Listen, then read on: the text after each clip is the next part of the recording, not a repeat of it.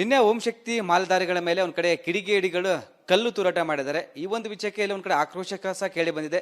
ಒಂದ್ ಕಡೆ ಹಿಂದೂಪರ ಸಂಘಟನೆಗಳು ದೊಡ್ಡ ಮಟ್ಟದ ಹೋರಾಟಕ್ಕೆ ಸಿದ್ಧತೆ ಮಾಡಿಕೊಂಡಿದ್ದಾರೆ. ಮತ್ತೊಂದ್ ಕಡೆ ಸಂಸದರಾದ PC ಮೋಹನ್ ಅವರು ಸಹ ನಿನ್ನೆ ಸ್ಥಳಕ್ಕೆ ಹೋಗಿ ಒಂದ್ ಕಡೆ ವಿಸಿಟ್ ಕೊಟ್ಟು ಬಂದಿದ್ದಾರೆ. ಅವರು ಸಹ ಸರ್ಕಾರದ ವಿರುದ್ಧ ಒಂದ್ ಕಡೆ ಆಕ್ರೋಶ ಹೊರಾಗ್ತಿದ್ದಾರೆ.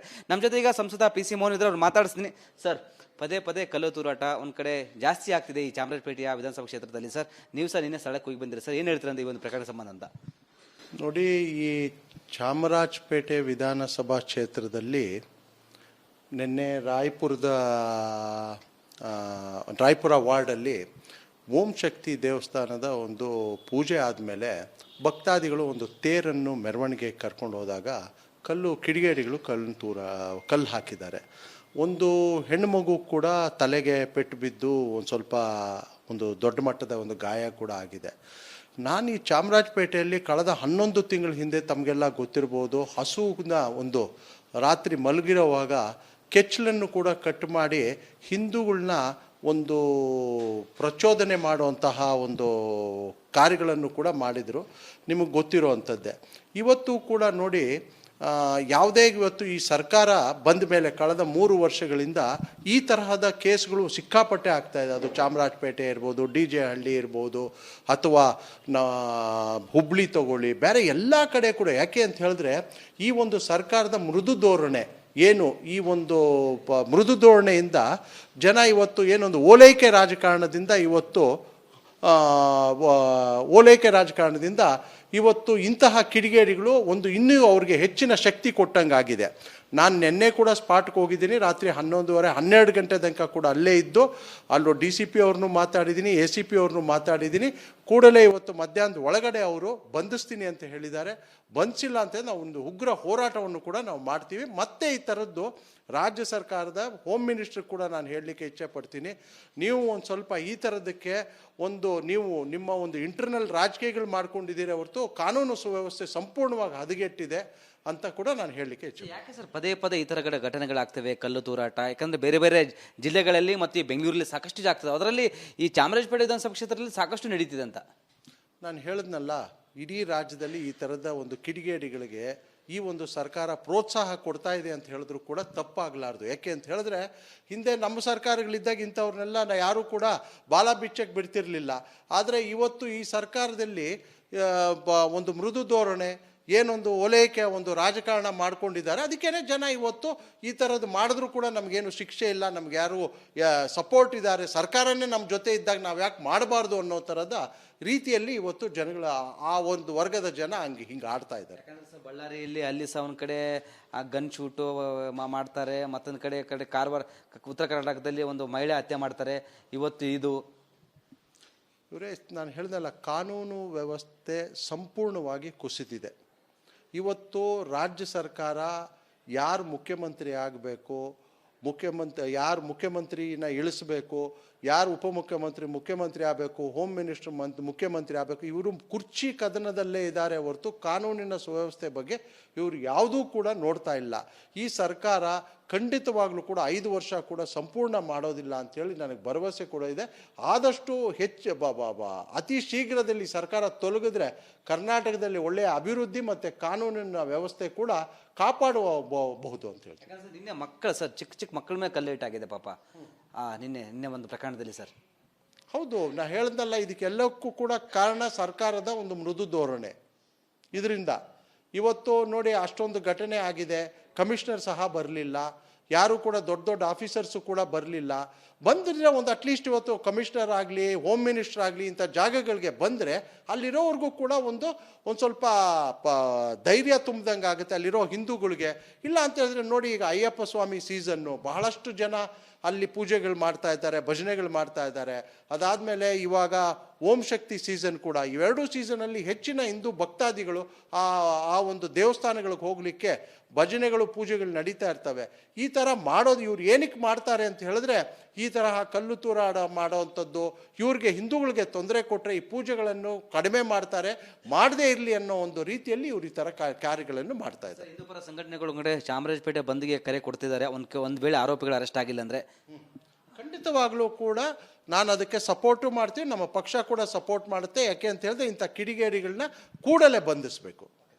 Thank you. ಸರ್, ಇದಿಷ್ಟು ಸಂಸದರಾದ ಪಿ ಸಿ ಮೋಹನ್ ಅವರ ಮಾತಾಗಿತ್ತು. ಕ್ಯಾಮ್ರಾ ಪರ್ಸನ್ ಕೃಷ್ಣ ಜೊತೆ ವೀರೇಶ್, ರಿಪಬ್ಲಿಕ್ ಕನ್ನಡ, ಬೆಂಗಳೂರು.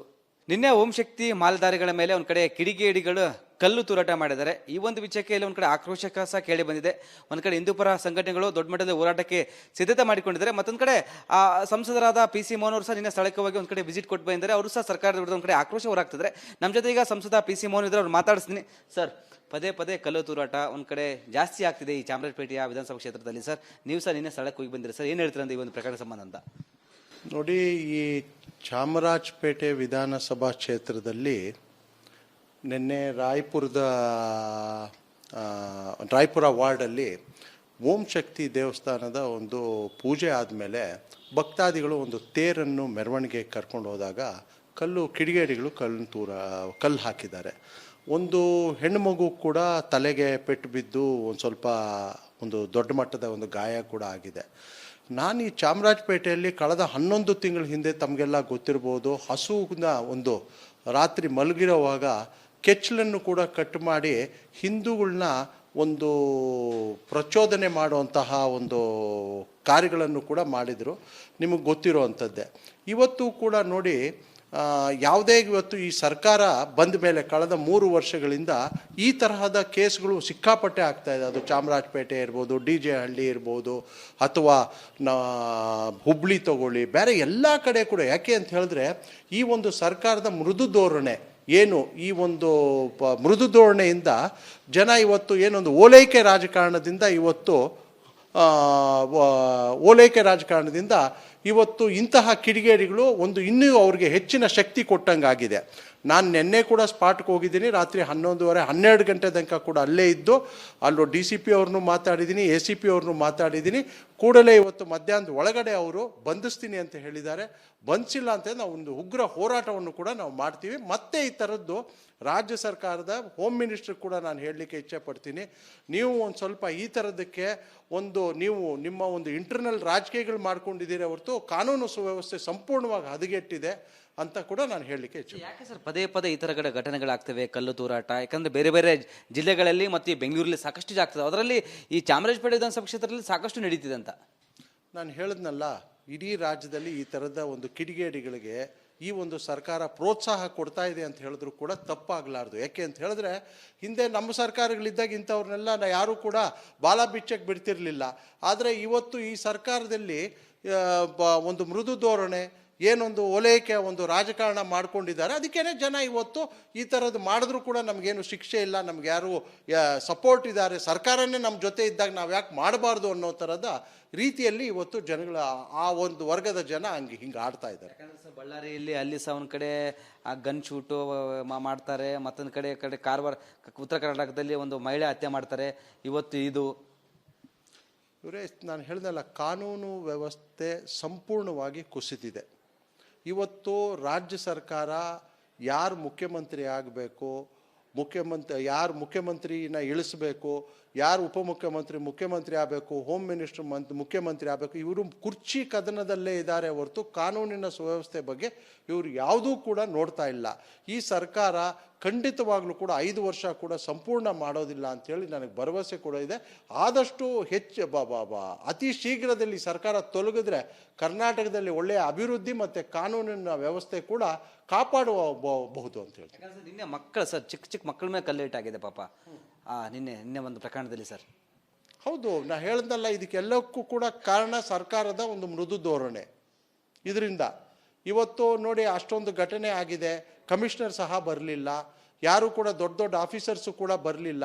ಬಂದರೆ ಒಂದು ಅಟ್ಲೀಸ್ಟ್ ಇವತ್ತು ಕಮಿಷನರ್ ಆಗಲಿ, ಹೋಮ್ ಮಿನಿಸ್ಟರ್ ಆಗಲಿ, ಇಂಥ ಜಾಗಗಳಿಗೆ ಬಂದರೆ ಅಲ್ಲಿರೋವ್ರಿಗೂ ಕೂಡ ಒಂದು ಸ್ವಲ್ಪ ಧೈರ್ಯ ತುಂಬ್ದಂಗೆ ಆಗುತ್ತೆ ಅಲ್ಲಿರೋ ಹಿಂದೂಗಳಿಗೆ. ಇಲ್ಲ ಅಂತ ಹೇಳಿದ್ರೆ ನೋಡಿ, ಈಗ ಅಯ್ಯಪ್ಪ ಸ್ವಾಮಿ ಸೀಸನ್ನು, ಬಹಳಷ್ಟು ಜನ ಅಲ್ಲಿ ಪೂಜೆಗಳು ಮಾಡ್ತಾ ಇದ್ದಾರೆ, ಭಜನೆಗಳು ಮಾಡ್ತಾ ಇದ್ದಾರೆ. ಅದಾದಮೇಲೆ ಇವಾಗ ಓಂ ಶಕ್ತಿ ಸೀಸನ್ ಕೂಡ. ಇವೆರಡೂ ಸೀಸನಲ್ಲಿ ಹೆಚ್ಚಿನ ಹಿಂದೂ ಭಕ್ತಾದಿಗಳು ಆ ಒಂದು ದೇವಸ್ಥಾನಗಳಿಗೆ ಹೋಗಲಿಕ್ಕೆ ಭಜನೆಗಳು, ಪೂಜೆಗಳು ನಡೀತಾ ಇರ್ತವೆ. ಈ ಥರ ಮಾಡೋದು ಇವ್ರು ಏನಕ್ಕೆ ಮಾಡ್ತಾರೆ ಅಂತ ಹೇಳಿದ್ರೆ, ಈ ತರಹ ಕಲ್ಲು ತೂರಾಟ ಮಾಡೋವಂಥದ್ದು, ಇವ್ರಿಗೆ ಹಿಂದೂಗಳಿಗೆ ತೊಂದರೆ ಕೊಟ್ಟರೆ ಈ ಪೂಜೆಗಳನ್ನು ಕಡಿಮೆ ಮಾಡ್ತಾರೆ, ಮಾಡದೇ ಇರಲಿ ಅನ್ನೋ ಒಂದು ರೀತಿಯಲ್ಲಿ ಇವ್ರು ಈ ಥರ ಕಾರ್ಯಗಳನ್ನು ಮಾಡ್ತಾ ಇದ್ದಾರೆ. ಹಿಂದೂಪರ ಸಂಘಟನೆಗಳು ಚಾಮರಾಜಪೇಟೆ ಬಂದ್ಗೆ ಕರೆ ಕೊಡ್ತಿದ್ದಾರೆ. ಒಂದು ವೇಳೆ ಆರೋಪಿಗಳು ಅರೆಸ್ಟ್ ಆಗಿಲ್ಲ ಅಂದರೆ ಖಂಡಿತವಾಗ್ಲೂ ಕೂಡ ನಾನು ಅದಕ್ಕೆ ಸಪೋರ್ಟು ಮಾಡ್ತೀನಿ, ನಮ್ಮ ಪಕ್ಷ ಕೂಡ ಸಪೋರ್ಟ್ ಮಾಡುತ್ತೆ. ಯಾಕೆ ಅಂತ ಹೇಳಿದ್ರೆ ಇಂಥ ಕಿಡಿಗೇಡಿಗಳನ್ನ ಕೂಡಲೇ ಬಂಧಿಸಬೇಕು. Thank you sir. ಇದಿಷ್ಟು ಸಂಸದರಾದ ಪಿ ಸಿ ಮೋಹನ್ ಅವರ ಮಾತಾಗಿತ್ತು. ಕ್ಯಾಮ್ರಾ ಪರ್ಸನ್ ಕೃಷ್ಣ ಜೊತೆ ವೀರೇಶ್, ರಿಪಬ್ಲಿಕ್ ಕನ್ನಡ, ಬೆಂಗಳೂರು.